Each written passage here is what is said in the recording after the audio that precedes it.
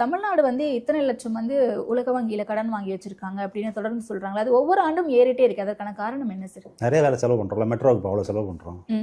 செலவு பண்ண திருப்பி கட்டணும்ல. ஓகே, அது எப்போ குறையும் அப்படின்ற ஒரு எது டவுட் குறையணும் சார்? அது நமக்கு இல்ல எது குறையணும்? அது கடன் சுமை அதுக்கு உங்களுக்கு என்ன அப்படியே இருக்கு சார்? உங்களுக்கு அதுக்கு என்ன இருக்கு? ஓகே, இல்ல நீங்க பதில் சொல்லுங்க எனக்கு. உங்களுக்கும் அதுக்கு என்ன சம்பந்தம் இருக்கு? தொடர்ச்சியா சொல்லப்பட்டுட்டே நான் இருக்கு. கேட்குற கேள்விக்கு பதில் சொல்லுங்க. அந்த கடனுக்கும் உங்களுக்கு என்ன தொடர்பு? எனக்கும் அதுக்கும் எந்த உங்க அப்பா வாங்கியிருந்தாலோ அல்லது உங்க அம்மா வாங்கியிருந்தாலோ அப்பயே தொடர்பு கிடையாது உங்களுக்கு. ஓகே, நீங்க வாங்கியிருந்தீங்கன்னா அந்த பொறுப்பு எடுத்துக்கிறீங்க. நான் கடன் திருப்பி செலுத்த வேண்டிய பொறுப்பு உங்களுக்கு இருக்கு. அரசாங்கத்துக்கும் உங்களுக்கு என்ன சம்பந்தம் இருக்கு? ஓகே, அரசாங்கம் கடன் வாங்குது, அரசாங்கம் திருப்பி கடன் கொடுக்க போகுது இல்லையா? அதுல வந்து திமுக இன்னைக்கு ஆட்சி இருக்கு, நாளைக்கு அண்ணா திமுக வரலாம். யார் ஆட்சியில இருந்தாலுமே சரி. அப்போ யாருக்கு யார் எந்த கிடையாது. அரசுங்கிறது ஒரு தனி நிர்வாகம் ஆகுது. புரியுதா? வருஷம் அதுக்கு தினம் வருமானம் வந்துட்டு இருக்கும். ஓகே, என்ன வரியிலேருந்து என்ன செய்யும்? தினம் வருமானம் வந்துட்டு இருக்கும், தினம் செலவாகிட்டு இருக்கும். செலவுடைய ஒரு பகுதி என்னன்னு கேட்டீங்கன்னா கடனுக்கு பணம் திருப்பி கட்டுறதுங்கிறது. ஓகே, அந்த கடனை வாங்கி என்ன பண்றாங்க? கடனை வாங்கி என்ன பண்றாங்க அப்படின்னு மெட்ரோவில் ரயில் விடுறாங்க, பிடிசிக்கு பஸ் வாங்குவாங்க இல்லையா? அங்கே ஏதாவது டேம் கட்டுவாங்க, அது மாதிரி இது என்னென்னமோ பண்ணிட்டு இருப்பாங்க. ஓகே, அதெல்லாம் என்னன்னு கேட்டீங்கன்னா 30 வருஷம் கழிச்சு 30 வருஷம் கட்டுறது. அப்போ நீங்கள் என்ன பண்ணுறீங்க அப்படின்னா ஃபியூச்சரில் என்ன பண்ணுற இன்வெஸ்ட்மெண்ட்டை கடனாக வாங்கி இப்போ போட்டுட்டு அதுக்கு உண்டான ரீபேமெண்ட்டை கட்டிக்கிட்டே இருக்கீங்க. ஓகே, ஓகே, அதுதான் ப்ராசஸ். அதுக்கும் உங்களுக்கு சம்மந்தம் கிடையாது. இது சும்மா இது வந்து என்னன்னு கேட்டீங்கன்னா புரியறதுக்காக மக்களுக்கு என்ன செய்யணும்? தமிழ்நாட்டை கடன்ல கொண்டு வந்து நிறுத்திட்டாங்க பாத்தீங்களா, இவ்வளவு கடன் வாங்கியிருக்காங்க அப்படின்னு சொல்லும் போது மக்கள் மனசுல அது ரெஜிஸ்டர் ஆகும்ல. எனக்கு காமனா அதை கேட்கணும்னு தோணும்ல. அதுதான் இப்போ நானே உங்கள்கிட்ட கேட்குறேன், நீங்கள் பதில் சொல்லுங்க. உங்களுக்கு எப்படி, உங்களுக்கு என்ன அதை பற்றி? உங்கள்கிட்ட யாராவது உங்கள் சட்டையை பிடிச்சி கேட்க போகிறாங்களா? யார் சட்டை பிடிச்சி யார் கேட்க போகிறா? ஆனால் அதான் வந்து நீங்கள் உங்கள் இஷ்டத்துக்கெல்லாம் வாங்கிக்க முடியாது. ஏதா கடனை வந்து நீங்கள் வந்து நான் அங்கே வேணால் வாங்கிக்குவேன், எவ்வளோ வேணால் வாங்கிக்கலாம் வாங்க முடியாது. உங்களுடைய எக்கானமியோடைய சைஸ் எவ்வளவு, உங்களுக்கு எவ்வளோ அதுலேருந்து டேக்ஸ் எவ்வளோ வருது அப்படிங்கிறத வச்சு தான் நீங்கள் எவ்வளோ பணம் கடன் வாங்கலாம்னு கணக்கு. ஓகே, அதுக்குமே வரம்புகள் இருக்கு.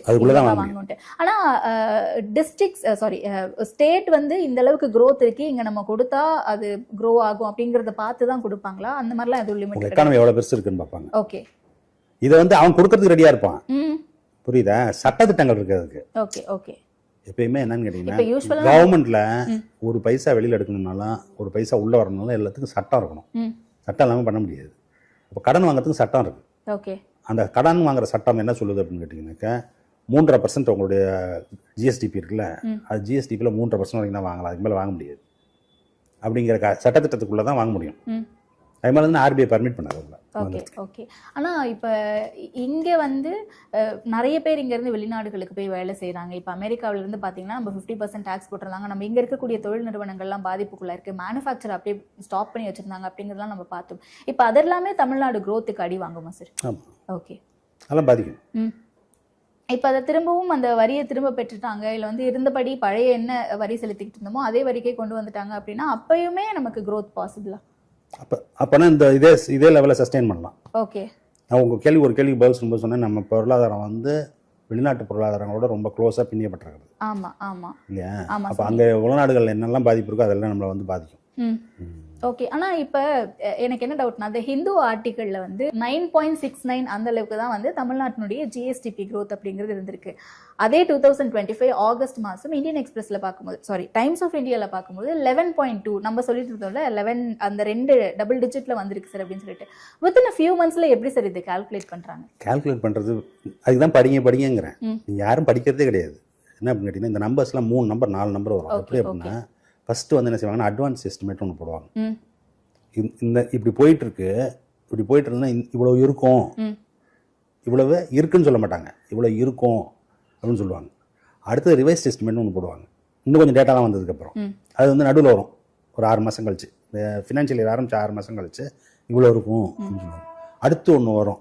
என்ன வரும் அப்படின்னு கேட்டிங்கனாக்கா இன்னும் அட்வான்ஸ்ட் எஸ்டிமேட்னு ஒன்று வரும். அது என்ன செய்யணும்னா ஒரு 9 மாதம் 10 மாதத்தில் கடைசியாக எல்லா நம்பரும் வந்து சேர்றதுக்கு என்ன ஆகும் அப்படின்னாக்கா இப்போ ஒரு அந்த இயர் முடிஞ்சு 2 மாதம் 3 மாதம் ஆகும். அப்போ தான் எல்லா டேட்டாவும் கையில் வரும். அப்போ கணக்கு போட்டு பார்த்தீங்கன்னா தான் அதான் ஃபைனல். அப்போ நீங்கள் முதல்ல என்ன எஸ்டிமேட் பண்ணுறாங்கன்னா 8% வளரலாம் அப்படின்னு நினைக்கிறாங்க. ஓகே, அப்படி இல்லை நல்லா போயிட்டு இருக்கு அப்படின்னாக்கா 9. அப்புறம் பார்த்தீங்கன்னா இப்போ எலெக்ஷன் ரிசல்ட்டை பார்த்தீங்கன்னா லீடு பார்க்குறீங்களா, அது போல தான் கடைசியில் பார்த்தீங்கன்னா எல்லா நம்பரும் வந்ததுக்கப்புறம் பார்த்தீங்கன்னா இவ்வளோ இருக்கும். அப்படி வந்தது தான் ஃபைனல் நம்பர். ஓகே, அந்த டைமில் தான் வந்து பார்த்தீங்கன்னா வேர்ல்டு டென்ஷன்ஸ் ரொம்ப அதிகமாக இருந்துச்சு. வாராக இருக்கட்டும், அந்த மாதிரி வச்சுக்கோங்களேன். உலக அந்த இது உலக அளவில் இருக்கக்கூடிய அந்த போர் அப்படிங்கிறது ரொம்ப அதிகமாக பார்த்தோம். காசா இஸ்ரேலா இருக்கட்டும், அதுக்கப்புறமா வந்து இந்தியாவிலேயே கூட அந்த நீங்கள் ஒன்றா வரி 3 விதிப்பு- நம்பருக்கு உண்டான ரீசன் உங்கள்கிட்ட சொல்லிட்டேன். ம். ஏன் அப்படி மாறி மாறி வருதுன்ட்டு. ரைட்டா, இதுக்கு அதுக்கு சம்மந்தம் இல்லை. Okay okay. ட்ரம்ப்பினுடைய வரி விதிப்புமே அந்த நேரத்தில் வருமா வராதா அப்படின்னு இருந்துச்சுல சார், அது இதில் ஃப்ளக்சுவேட் ஆகாதா? இதெல்லாம் நடந்து முடிஞ்சது. ஓகே இதெல்லாம் அப்புறம் தான் தெரியும் அதெல்லாம்.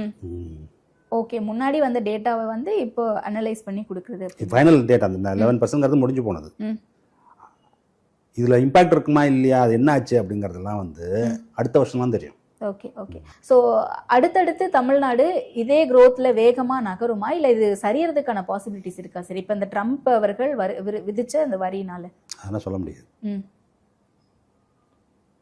சொல்ல முடியாது. எப்படி சொல்ல முடியும்? ஏன்னா எது நடக்குதுன்னு எப்படி தெரியும்? ம் ம்.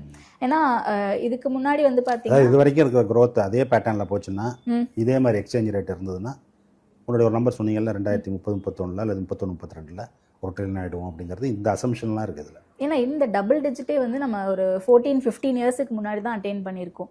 அப்போ இவ்வளோ லாங் கேப் கழிச்சு இவ்வளோ வந்திருக்கு அப்படின்னா, அந்த 14-15 இயர்ஸ்க்கு முன்னாடி 11 இருந்தது, அதுக்கப்புறமா 6 இருந்திருக்கு, 7 இருந்திருக்கு, 8 இருந்திருக்கு, நீங்கள் சொன்ன மாதிரி 0.07 வரைக்குமே வந்திருக்கு.